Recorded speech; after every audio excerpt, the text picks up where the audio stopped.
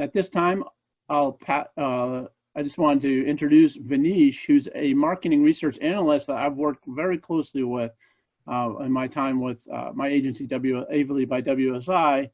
He brings a wealth of experience in our global expertise, and I bring the local knowledge from being a native Bostonian, from understanding the Boston slang to my clients. Vanish, why don't you take it from here? Talk about our agenda today. Terrific, terrific. Thanks a lot, Peter. Thanks, Meg. Thanks, Bob, for having us. This is a great opportunity to provide some top-level education to the MA database. So pretty excited about it. So it's a pretty exciting agenda that we have lined up. We're going to start with looking at the impact of businesses that COVID's really having around the US and globally. So we're going to look at that in the first few segments. And then we're going to look at some interesting industries, some insights around industries that are trending up. As we all know, whenever a calamity like this really takes place, it's also a sense of an opportunity for some organizations and some industries. So we're going to be looking at what's trending. And that's really for us to get a sense of what are the different things that we could potentially be getting involved with from an opportunity standpoint. So having said that, the next segment is really going to be focusing around opportunities. There's a ton of opportunities right now that both small and large organizations are leveraging. So we want to be looking at some of these opportunities and educating you on some of these opportunities that are existing today. We'll go into some recipes for success. So there's some critical areas that we want to cover. And this is a really important section that everybody should be paying a little bit of attention to, because one of the slides actually focuses around your revenue centers. So we're going to be talking about 5 core revenue centers that each organization should be really looking at and focusing on, because in this day and age today, with this unprecedented crisis where essentially, I mean, it's not an economic crisis in the truest definition. It's a pretty unique crisis that we have. It's almost like man-made, because we forced the lockdown and the provisional measures on ourselves, as opposed to the economy forcing it on us, unlike what happened in 08 and 09, which was really driven by economic factors. So that's a really interesting piece, because everybody's looking at ways to maximize their revenue opportunities at this stage. So we're going to be looking at these recipes of success. And then we're also going to be looking at some tools and tactics as provided to you at the onset. The tools and tactics that we're going to be talking about are quite interesting, because a lot of the tools, or the organizations supporting the tools, have really stepped up to the plate, where they're offering a lot of stuff that's complementary. They're offering a huge number of amazing deals. So we have some resources lined up for you that you can take advantage of for either yourselves, your small businesses, or if you're working for an organization. These are things that you can potentially table as part of your marketing organization. Now, our aim is to try and finish off the webinar, say around 10 to 1, so that we have about a good 10 minutes for a Q&A segment towards the end. I'm pretty sure that there would be some questions that are queued up. So we'll definitely be addressing that as well. And Peter's got a couple of interesting polls lined up. So stay tuned for these polls. Peter, do you actually want to start with the first poll right now and get some engagement happening there? All right, so Peter's going to queue up the first poll now, which is a pretty interesting poll. There you go. The question really revolves around what your digital marketing strategy is going forward. And you essentially have 4 options. Are you looking at restarting your marketing plan? Are you going to be adjusting your existing marketing plan? Are you going to be looking at watching what the marketers in your industry are doing and adapting? Or are you going to be devising a marketing plan with an external consultant? So we'd love your feedback. We'd love your opinion on this. And Peter's going to be sharing the results towards the end of this session. All right, so let's dive right in here. In terms of impact for businesses around the globe, this is a survey that was done by PricewaterhouseCoopers. And if you're looking at some numbers, I mean, it shouldn't really come as a surprise. Over half the organizations that were essentially surveyed have stated the fact that COVID's going to have a significant impact to their business operations. It's a big cause of concern. it's a huge cause of concern for over half the organizations. 34% of the respondents were essentially commenting on the fact that it's limited to specific regions or certain services that the businesses are serving, but they're monitoring the situation very closely, which is heartening in itself. 34% is a decent number.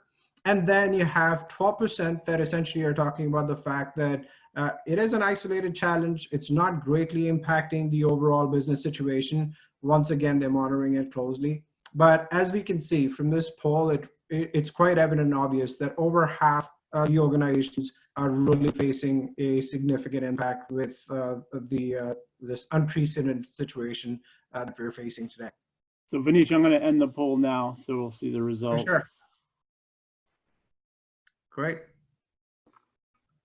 Nope. There we go.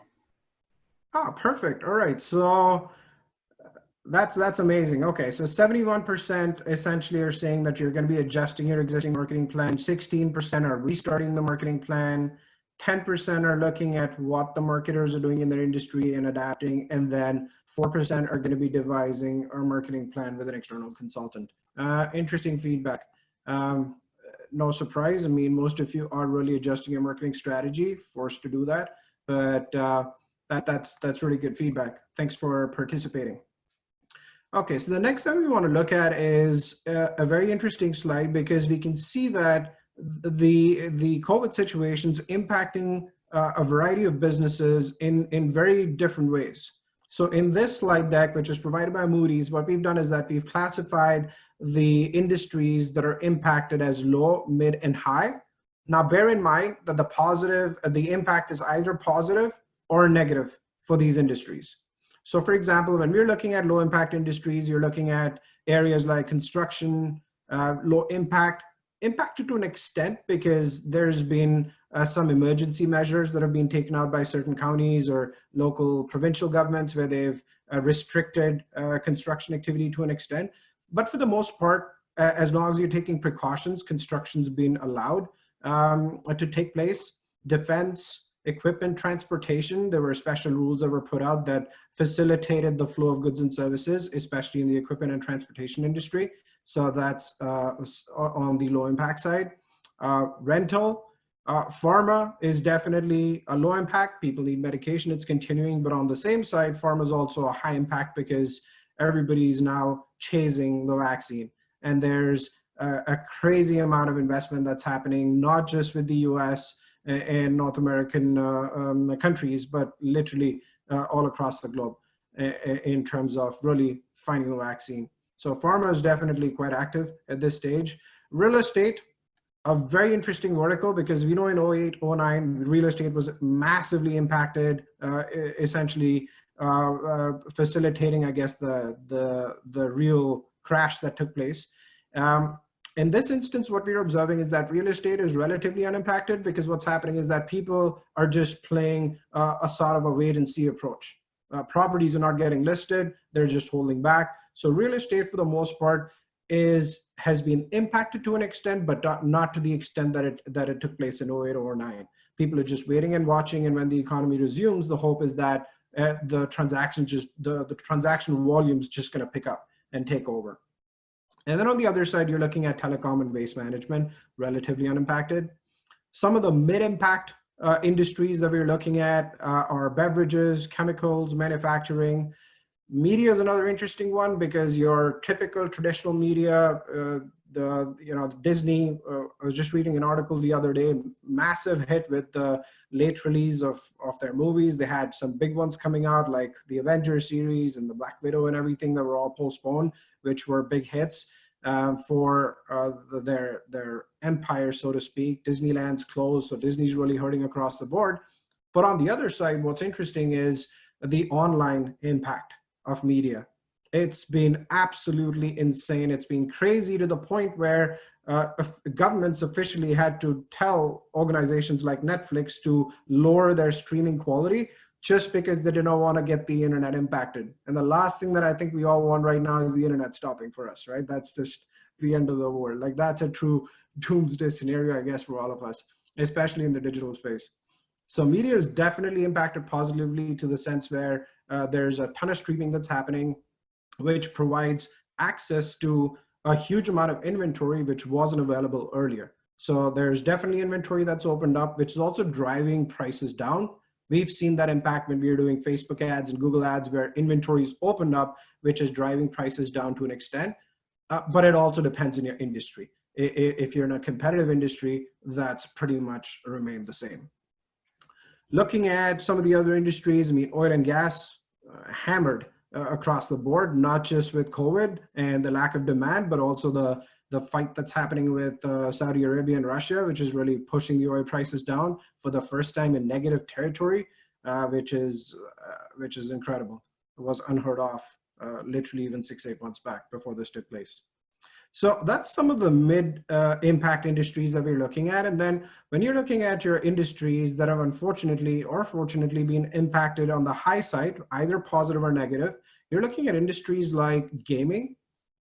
Gaming's also an interesting one, because on the one side, gaming's been impacted because of the lack of like conventions. So conventions were big. That's how they'd promote and launch games.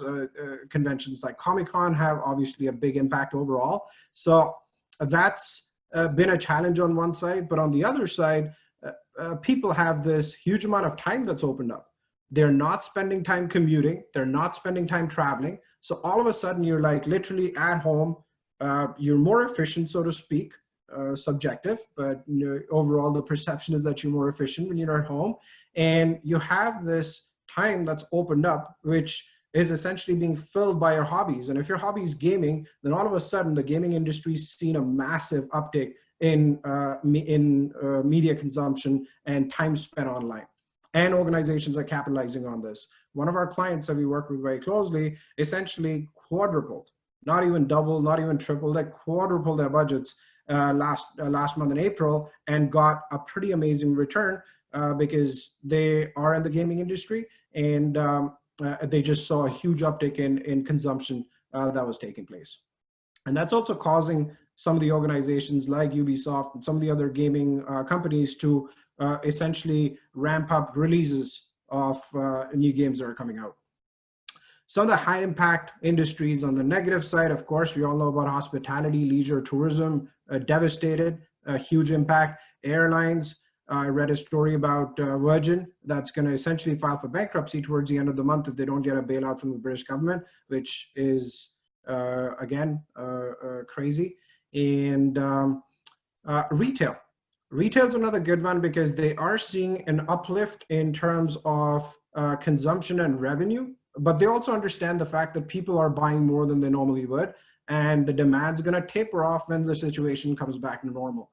People are stocking up. So once the situation's back to normal, their potential grocery demand's going to essentially go lower, and they're going to dip into their stocks and supply. So they're aware of it. That they are riding the high right now because of obviously the increase in demand for goods and food and services. So they're definitely riding that wave right now. The other industry to look at, we're going to talk about this in some of the other upcoming slides, is the anything to do with online. So for example, just reading an article yesterday, Shopify has taken over from RBC, which is a bank that's been around for like at least 80, 100 years, if not more, as the most valuable company in Canada, which is a pretty incredible feat for a small company that started off about 10 or 12 years back. And today, it's just exploded. The stock's gone from 150, 200 bucks a share to almost over $1,000 a share in the past month and a half. So it's definitely been a pretty high impact, positive impact, especially on online businesses of that nature. So next, we're going to look at some opportunities that this aspect is really presenting for us. So when we're looking at opportunities, we're essentially looking at opportunities that focus around areas or focus around aspects that we are involved with. And these aspects include things like videos. There's a lot of video consumption that's happening right now. Short videos, long videos, a lot of consumption taking place. Aspects associated with sleep, mobile online games, and sleep means, you know, stuff like meditation. Chat tools some of you might know, TikTok's exploded. Drake took advantage of that and he launched a video which essentially straight up shot to #1 because, again, it was a very clever marketing ploy that he did. He did a video which was literally made for TikTok because he had to do certain moves, certain dance moves, and no surprises, exploded to the #1 spot in all the charts and got like 1 billion views in like just a week or so. So there's definitely media outlets that are taking advantage of that, celebrities that are taking advantage of that. Online education is another area that is hugely in demand right now, especially with the fact that both governments at the municipal level, at the state level, have essentially stopped school, right? They've closed schools, they've closed universities. We're not really sure as to how long those schools and universities are going to be closed for, which has led to this massive influx of opportunity as far as the online education vertical is concerned. And it's not just primarily for schools and universities, but we're also seeing a huge massive influx when it comes to education, even for executives. So a lot of your universities that were offering courses, whether it was after hours or night courses, are now pivoting their strategy and they're trying to do courses that are more online oriented. Again, a very interesting opportunity, very interesting vertical. Cooking and baking has exploded. I don't know about you guys, but if you ever tried to buy flour recently in the grocery store or the supermarket, you won't find it. And that's just talking about the amazing amount of opportunity when it comes to even the cooking recipe vertical. It's and baking vertical. People want to eat at home, of course. The restaurants are closed, and that's again an opportunity. Gyms have had to pivot to online training sessions or an online training based approach. So you can see a lot of the popular famous gym instructors now giving out videos that are essentially online. So that's another area. Live video, live streaming, and opportunities for pets. These are all opportunities that are essentially on the rise and ripe to be taken advantage of. Here's some examples of organizations on a sort of a larger scale as to what they're doing. So we see organizations like Unilever and Baidu and Ogilvy and Nike, and these are just some names. There's of course a ton of other examples that we can provide here. Organizations have really stepped up. So for example, you're looking at Unilever that's committing about 100 million for COVID action. Baidu's done something really cool with their maps feature on their cell phones, where they're identifying the epidemic zones. So it's almost like a sort of like a reminder for people, you know, if you're stepping out of your house, hey, be careful. You're either in the hot zone or there's a huge amount of influx of COVID patients in your area. It's just as a safety measure. And then you have Nike that's changed their entire advertising strategy. They're primarily focusing more around social distancing and creating awareness around this particular topic and using some of their endorsements. We can see a tweet here from Tiger Woods around that whole aspect. And then you're also looking at organizations like Zoom. Zoom, of course, exploded. We're on Zoom right now. It just goes on to talk about the popularity of this network, which has totally exploded in the past month and a half or 2 months. And they're doing stuff like free video conferencing for K-12 schools.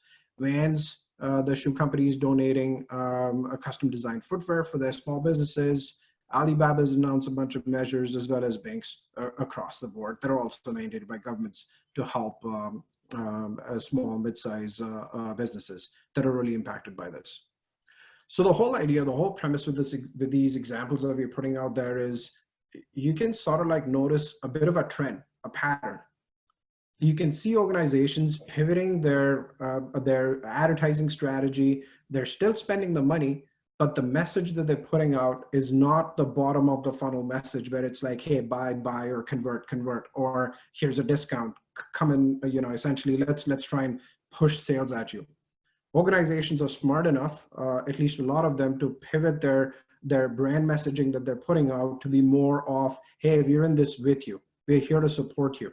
So a lot of the ad spend that's taking place is more going towards top level, education-oriented, concern-oriented, corporate social responsibility, CSR initiatives. So organizations understand the fact that people are going to remember. People are going to remember what these companies did, and then that's going to potentially translate into loyalty down the lane. And that is a key message that we want to drive home with some of these opportunities that are presented, is the fact that right now you want to be thinking about, yes, short-term approaches, but you also want to be considering your long-term approach, because the pandemic's not going to last. There's going to be a world outside of the pandemic. People are not going to stay at home forever. Organizations are going to switch, people are going to switch habits. And at that stage, people are going to remember what you did as an organization to help them. So we get a lot of inquiries coming in from small businesses or mid-sized businesses saying, hey, what can we do? What do we want to do at this stage? What's the advertising messaging and philosophy that we want to really push out there? And the premise is really focused on social responsibility initiatives right now at this stage. Help people, because when you help people, they're in turn going to help you. That's really the overall philosophy that brands are like trying to really push out there. So interesting examples there. And then there's some very cool first-timer opportunities that are emerging with this sort of a situation that we're facing. Again, with every situation, with every disaster, there's opportunities. One of my favorite books is Think and Grow Rich by Napoleon Hill, and he very categorically mentions that in one of the chapters there, saying in the Great Depression in the 30s, you had the highest number of millionaires that were ever made. So it's about people recognizing opportunity in the times of need, and opportunity done in the ethical manner, not like price gouging or any of that sort, but doing it ethically with what the demand is. So one of the areas that's exploding again right now is the online medical consultancy side. Huge explosion. We're working with a client right now that just launched their online prescription delivery service. So essentially, with a click of a button, your prescription's going to be delivered to your house for free. So incredible service that's just being launched. Online education we talked about, live streaming, buying home, fitness equipment, online banking, all of these things are on the rise, which is an opportunity for organizations and consultants and strategists alike to try and see as to how you can leverage your skill set and bring some of your expertise to the table for some of these areas for everybody's benefit. So we want to focus in on some simple recipes for success. And here's where McKinsey's put out something really awesome. There's essentially 5 areas that organizations have to look towards and act towards. So the first area that you really want to look at, and that's the immediate side, is resolve. So you want to resolve any existing situation or challenge that you have in your company or in your organization. That's the first thing you want to do. Whether it's cash flow issues, whether it's your employees, whether it's your workforce, your customers, your technology, your business partners, that's the first area that you want to focus on. You want to resolve that side. Once that's done, you want to move to the next stage, and that's really the stage of resilience. You want to look towards planning for the next couple of months, because we know the situation's not going to be normal. It's not going to be back to normal for at least the next couple of months, perhaps even more. So you want to focus in on resilience-based efforts, cash management challenges, and also start thinking about what's going to happen to your demand and to your product offering, and how the consumption needs, the patterns are going to change. That's all a part of resilience. Then you want to focus in on the return, which kind of is in sync with the poll that Peter put out in the beginning of the session. You want to really focus in on creating a detailed plan to return back to normal as soon as possible. And you want to have a plan in place for that. And we have something very specific to digital that we're going to talk about, which is a 7-step blueprint that we'll be showcasing in a bit for your benefit. Reimagination is really important because the world, of course, has changed. And one of the statistics that blew me away was the fact that one of the banks put out a press release a couple of days back saying that work from home is working really good for the employees. Productivity is not suffered. Everything's business as usual for the most part. And when things come back to normal, even when the emergency measures are lifted, 50 to 70% of our workforce is going to continue working from home. Now let that sink in for a bit. Here's a bank that's got about 30 or 40,000 employees, or perhaps even more, all across the country, that has just made a statement that 60 to 70% of their employees are going to continue working from home. Now think about the impact that it's going to have across your entire customer journey. Your entire buyer's journey has all of a sudden dramatically just changed. No commute time, no travel time. 9 to 5 is not sort of like a fixed hour. People are going to be consuming media even during those hours. And to that point, I challenge you, or I bet you, take a look at your analytics. Compare your best time of day for conversions and your best day of week for conversions a couple of months back, and look at it today. And I bet you it's shifted. At least it's shifted for the majority of the businesses. The patterns are changing. So you really have to essentially reimagine your approach for customer acquisition and other marketing areas of focus. And then the last area that you really want to be focusing as an organization is really looking at reform. You want to stay within the regulatory compliance requirements that the governments are going to put out, both at the local and the federal level.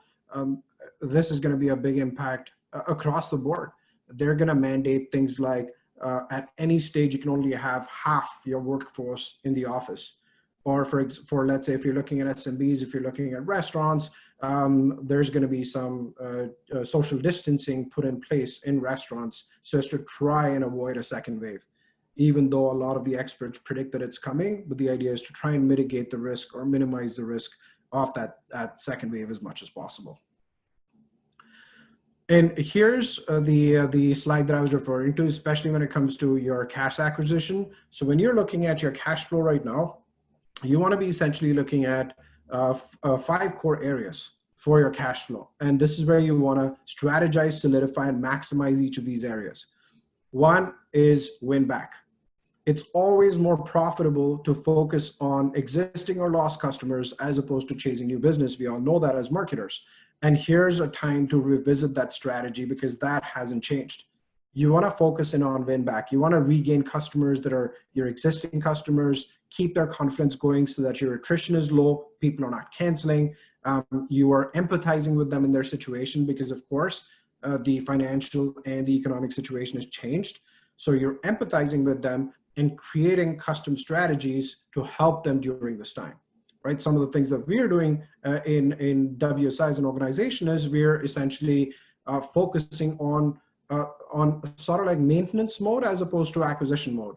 So if there were websites that needed to be revamped, this is the best time to do it, right? Let's revamp your website. It's not been done for a year or so. Let's take care of your website. Let's redo your website.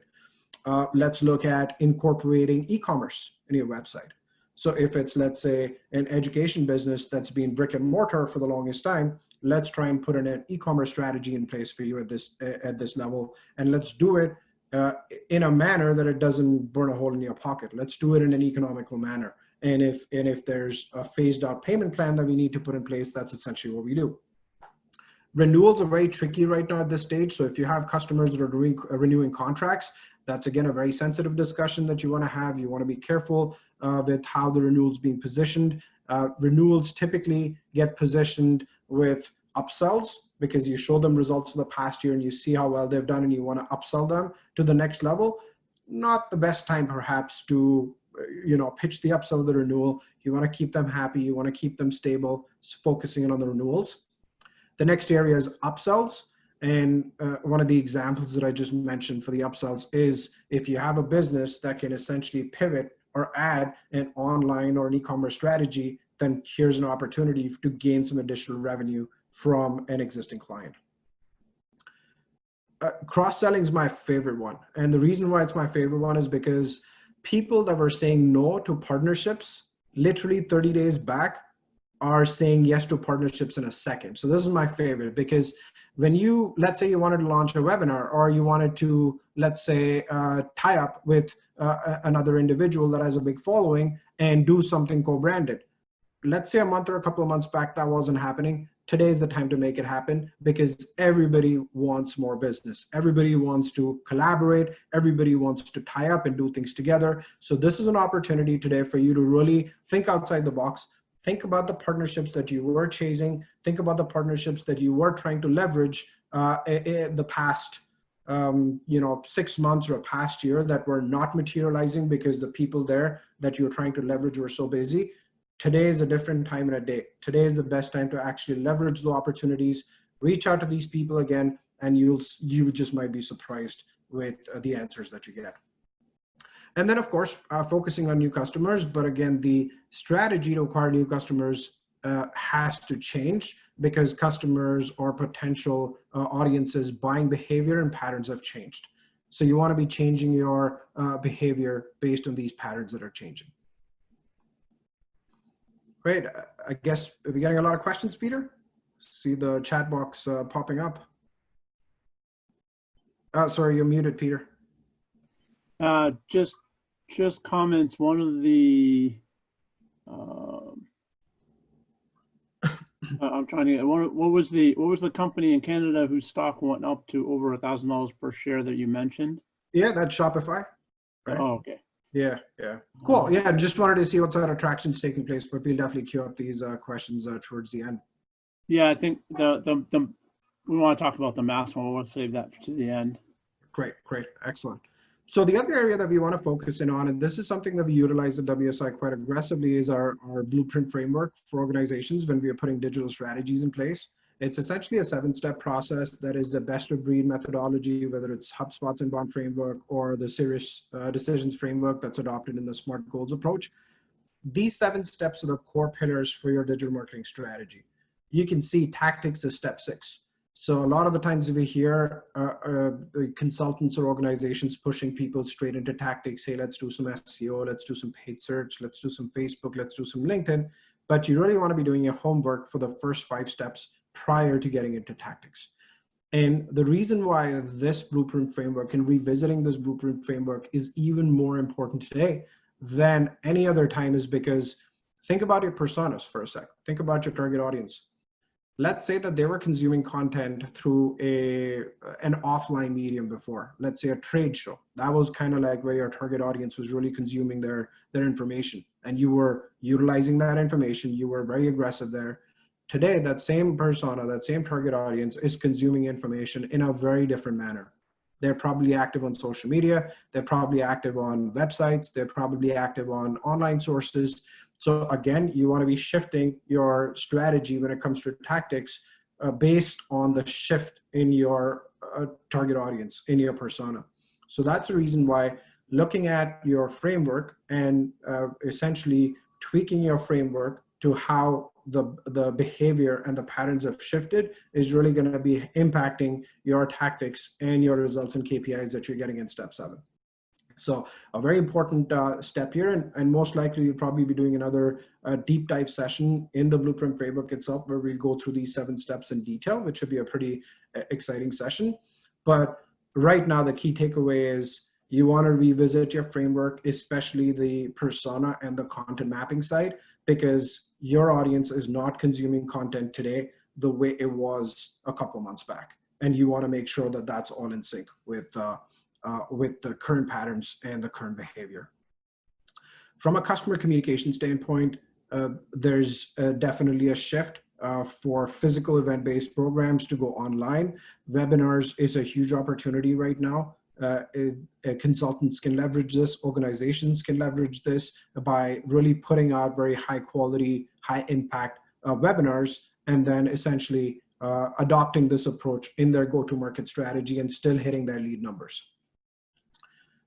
Because of this, there's also a caveat. There's so much content that's being pushed out there online that there's a lot of noise. And in order for you to really stand out off the noise, I mean, this was even true a couple of months back because there was a ton of content always, but more so now because there's just an influx of content that's coming at the audience. So if you really want to stand out, you want to be delivering something pretty awesome. So take your time to establish quality content that's going to really stand out, as opposed to pushing something run of the mill out there that's not really going to capture the audience for you. You want to pay attention on this in this subject and topic because there is a huge influx of content that's coming in. The other area that's very interesting is securing your media. So if you're an organization that does a lot of programmatic advertising, that does a lot of display ads all across the US, then you want to be securing your media early, because not only have we dealt with COVID, where the governments have taken over inventory to broadcast social distancing messages, but you also have the presidential election that's going to come up. So you have the presidential election that's going to come up in October, and then you also have the government buying out a lot of inventory from your popular websites where your target audience is consuming content for their health-oriented messages, and your strategy is going to suffer because you're not going to be able to secure this media. Or even if you do at a later stage, it's going to come at a really high price because of these two reasons. Inventory is going fast. Even though there is excess inventory, but you have these two events that are essentially taking a lot of this inventory away. So you want to secure your media early, and which is where the whole planning aspect comes into play and becomes very important. Manish, you want to launch that the poll? Yeah, let's do that. On to the next section, and just give the audience a moment to answer the poll. I'll let you know how we're doing. Great. There, I just launched it, so everybody should be seeing the next poll. Perfect. So the next question really is, what resources do you intend to use for your digital marketing strategy? Are you going to use an in-house team? Are you using an external expert and a consultant? Or are you going to use a hybrid approach? While we're waiting, Manish, do you mind if I jump in with a question? Please go ahead, Mike.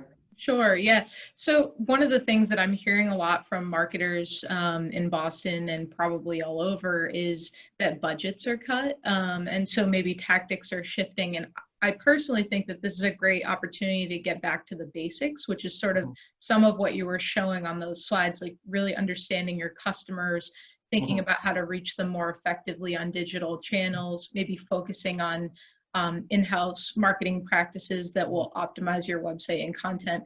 What are some other examples that come to mind for you is my question? That's a great question, Meg. I think one of the straight up aspects that organizations can leverage is also just renegotiating contracts. I mean, you have contracts in place for like different tools and different services that you're paying for. I think that's an area that you can leverage because everybody's being quite generous at this stage.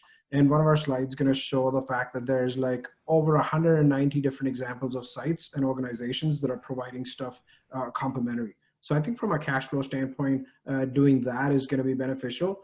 And then I think on the other side, you also have to your point, focus a bit more on the self-education aspects. Still get the consulting or the expertise, but perhaps, let's say, not at the level that you would in the past. It really all depends on your cash flow because there is also an ROI factor at play. So you want to get more creative, you want to get more clever as far as your marketing approach is concerned. Do keep an eye on the bigger picture of things because remember, this is not something that's happening because of the economy. It's man-made. Things are going to come back to normal. We don't know how long that's going to take, but do keep that in mind as well. So you want to keep the longer picture in mind, yet at the same time make some moves in the short run that really impact your overall approach, right? But keep the bigger picture in mind. Things will come back to normal at a certain stage, and you don't want to be doing anything that jeopardizes your long-term strategy overall, right? Totally agree. Thank you. Manish, I'll share the results of that poll now. Yeah, perfect. Okay, so this is really cool. So in-house team, 39%, using an external expert and a consultant, 13%, and a hybrid approach, a whopping 48%. Cool. Very, very interesting. Very interesting. Thanks, guys. All right, so diving really quickly into marketing tactics and tools. So some of the areas that organizations are looking at focusing their efforts on, and I think, Meg, this also goes to your point on how organizations or marketing organizations or departments are evolving, is doing things like conversational marketing, chatbots, right? So you have tools like Mobile Monkey that are out there that are not that expensive, that facilitate lead generation at a very efficient cost per lead. So doing conversational marketing like chatbots, getting into areas, newer areas like podcasting. that doesn't require, a lot from an investment standpoint. You can have subject matter experts that essentially get together in your organization and start out podcasting, live streaming sessions, doing Q&As, addressing the audience needs and challenges. And one example that comes to mind is, right now we all know that restaurants are hurting. And one of the organizations very quickly built a strategy around providing resources or guidance for restaurants, and they've gained in popularity. So these are the kind of ideas that you want to be thinking about. Video marketing is an exciting avenue. It's growing. Video consumption's growing. More personalization. I mean, this has been the buzzword for marketing for the past couple of years. You want to personalize your messaging, which also relates to ABM, account-based marketing initiatives. You want to be focusing on that. And other typical areas like programmatic. Mobile first is an interesting one because we've seen a massive shift. So everybody was all about mobile first in the past, before this thing happened. And now what we're seeing is that desktops coming back again. So, desktops screaming back for attention, saying, hey, don't call me out yet. I'm still important. So you got to pay attention to me. So people are obviously at home. They're spending more times on their desktops as opposed to their mobile devices because they're less on the move. And that's really shifted the percentage of mobile versus desktop users. That speed at which that transition is taking place has scaled back to an extent. So in your overall approach, when you're doing web design, when you're doing user experience, UI, UX, you want to be focusing on the desktop experience as well. So mobile first right now, a bit of a question mark. But in the long run, of course, it is a mobile world, especially with the advent of 5G, which is a phenomenal thing that's going to impact us fairly soon. So at this stage, I wanted to have Bob and Meg comment a little bit about some of the resources for COVID-19 that the AMA is putting out. And there's a ton of resources there. So I'll let Meg and Bob comment on this section. Let me pull up the page here. Go ahead, guys. Good. Excellent so far, Vanish. Ridiculously awesome content, and we appreciate all that you're sharing with us. Meg and I just wanted to point out that the AMA national website, that's the American Marketing Association's website, ama.org, I believe is the URL. Let me, ama.org. They have some fantastic resources for folks with regard to how to pivot during the pandemic. A lot of blog posts they're putting out there, and like we are here at AMA Boston, they are having webinars, and again, a lot of additional, very relevant, very timely content. And as you can see right at the top of the page, the COVID-19 response, help and resources for their members. And this is our website, the AMA Boston website, and I'll let Meg talk about the podcast that we do, which is fantastic. We've been doing that for quite a while. Meg's been very instrumental, and Chris, our colleague at Bates Communications, in putting that together in our blog. And we just want to encourage people to check out our website, to check out the AMA national website. And let me hand it over to Meg to talk about anything perhaps I overlooked. Yeah, well, you saw on that last actually screen that we were just on, that AMA has a podcast where we focus on interviewing local and national thought leaders in the marketing space. This most recent episode that Vanish had up on the screen is with Scott Braun, who's the CMO of Drizzly, a local e-commerce alcohol delivery company. They're actually the largest in the world, and they're located right in Boston. That's an example of a company that's done pretty well during COVID-19 because it's a marketplace and delivery focused service. So we're connecting with local thought leaders all the time. We'd encourage you to subscribe to our podcast. We're on Spotify, Apple Music, iTunes, all of the major platforms. And also just definitely consider coming to our events.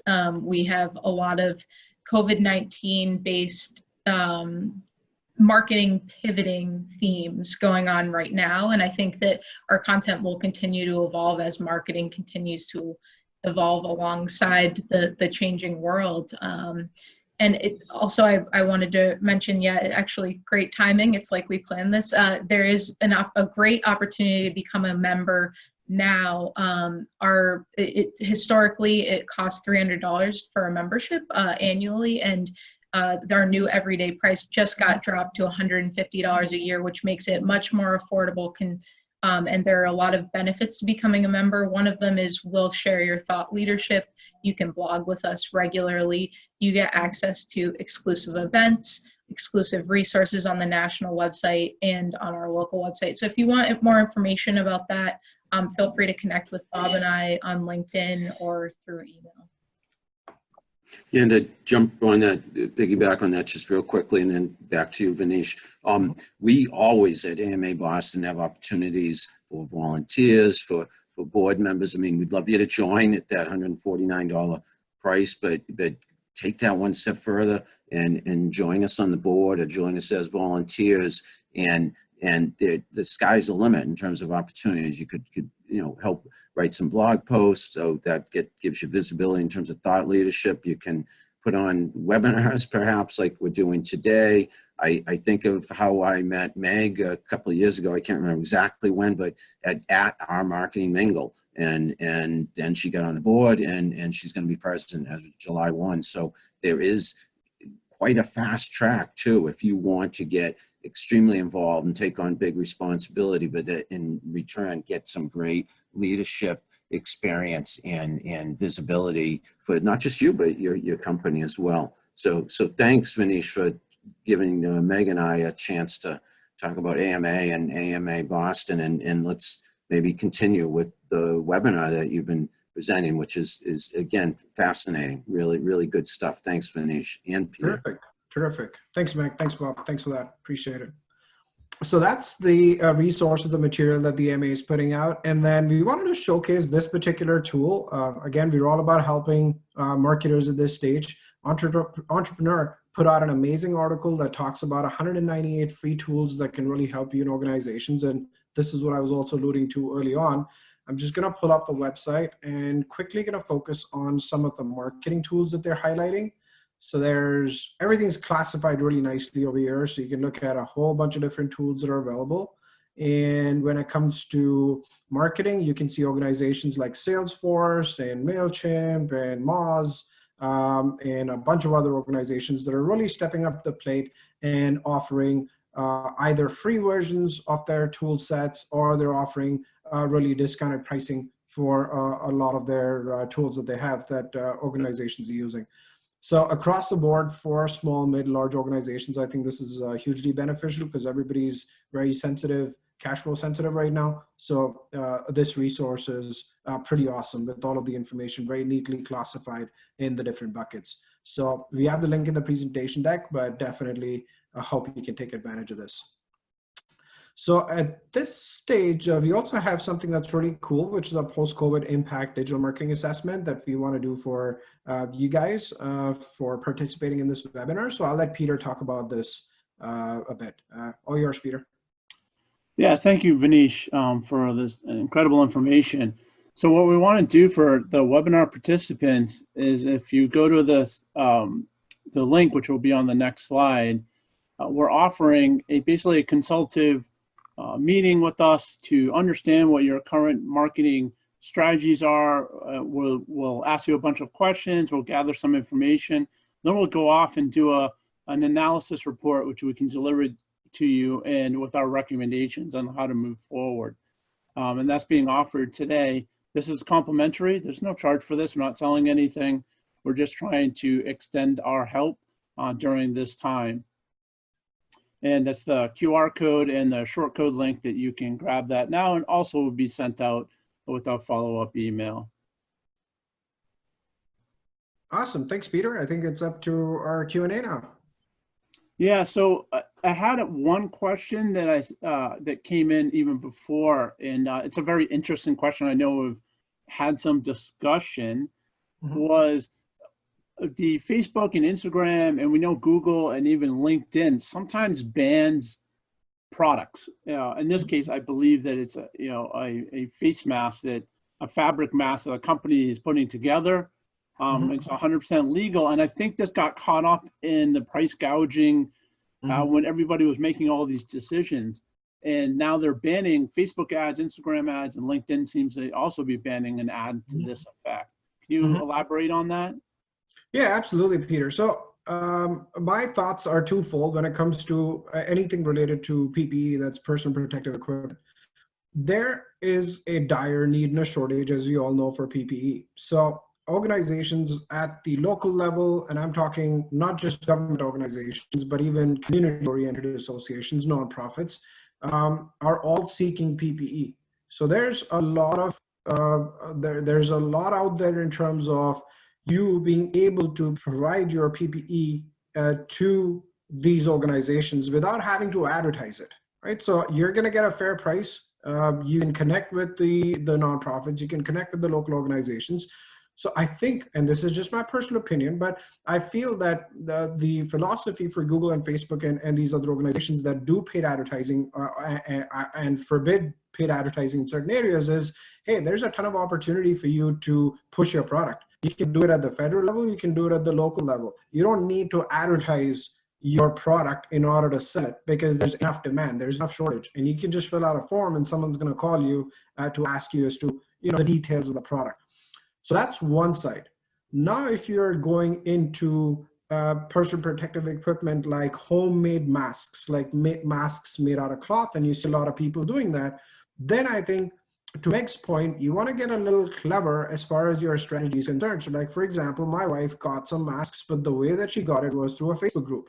So people that are making this at a very small scale level are getting active more on the social scheme of things, the group level. So they're really promoting themselves in these groups and pushing this product out there. So it's more sort of like a guerrilla approach, a very sort of like a ground level approach that they're taking to really push something that they're doing on their own or pushing their own products, right? So yeah, it's kind of like two sides to the story. But when it comes to typical PPE like face masks or gowns or any of that sort, I mean, there is no shortage of demand.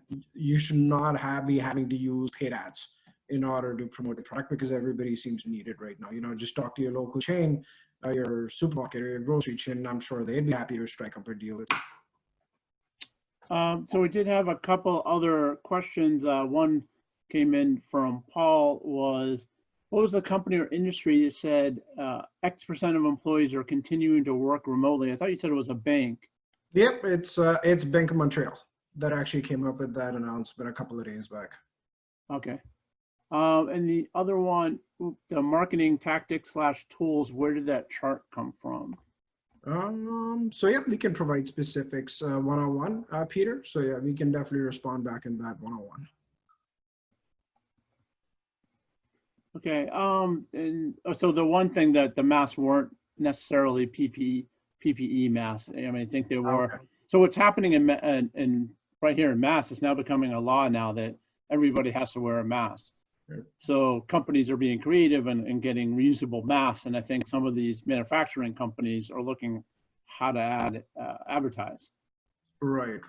So yeah, I think that guerrilla approach is going to work pretty good for them at this stage. Because like you said, most of the big guys, the big players are really banning that sort of advertising right now. And just some other good comments I think I'd like to share. Bob came in that Dove has done some great ads that are relevant to the pandemic.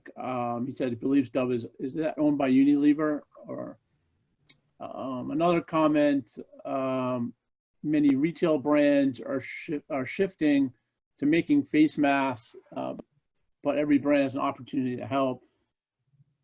And I think we're seeing that, like, actually where it's going to become law, that's going to be a branding opportunity for companies.